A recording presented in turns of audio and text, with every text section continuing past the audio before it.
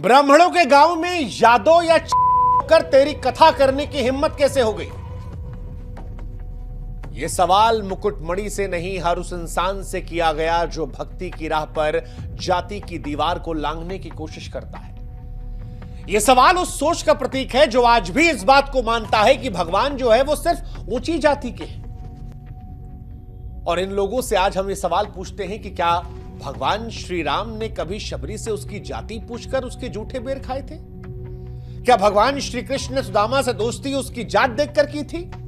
और अगर हमारे भगवान भेदभाव नहीं कर रहे थे तो भगवान के नाम पर ये कौन से धर्म के ठेकेदार हैं जो भगवान को बदनाम कर रहे हैं? क्योंकि ये जो घटना है ये इंसानियत को तार तार करने वाली है, धर्म को खोखला बताने वाली है, समाज को भीतर से तोड़ने वाली है। इटावा के दादरपुर गांव में कथावाचक मणि यादव और उनके सहयोगी संत कुमार के साथ जो कुछ हुआ वो केवल दो लोगों की बेइज्जती नहीं थी, यह हिंदू समाज की आत्मा पर चोट थी। यह हमला किसी जाति पर नहीं बल्कि भक्ति के अधिकार पर था। यह चोट शरीर पर नहीं उस विचार पर थी जो ये मानती है कि भगवान सबके हैं और भगवान के कथा करने का अधिकार भी सबको है।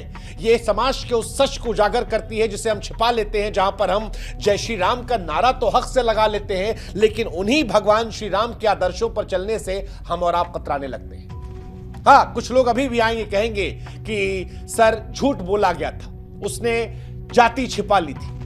अरे जाति छिपा ली थी तो उसको लहूलुहान कर देंगे, उसके ऊपर पेशाब कर देंगे, सर छिलवा देंगे, सिर्फ इसलिए क्योंकि वो ब्राह्मण नहीं है। सिर्फ इस बात के लिए आप इंसान के साथ जानवर जैसा सलूक कर देंगे क्योंकि उसकी जाति इतनी भारी नहीं थी, इसलिए उसकी भक्ति इतनी ज्यादा पवित्र हो गई कि उस पर पेशाब करवा देंगे, उसको किसी के पैर चटवाएंगे, उसके सामान को तोड़ देंगे, सामाजिक तौर पर बेइज्जती करेंगे। और यह सब कुछ उस आंगन में जहां पर आपने भगवान को पूजने के लिए उसे बुलाया था और आपको लगता है कि यह सब देखने के बाद भगवान आपको आशीर्वाद देंगे?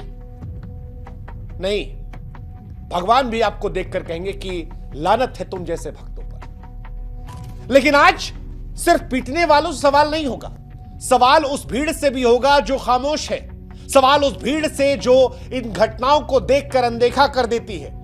क्योंकि आपको भी यह समझना पड़ेगा कि हमारी चुप्पी, हमारी ये खामोशी उस भीड़ को बढ़ावा देती है। जब हम और आप जाति देखकर संवेदनशील बनते हैं तब ये हमारे धर्म को खोखला कर देती है।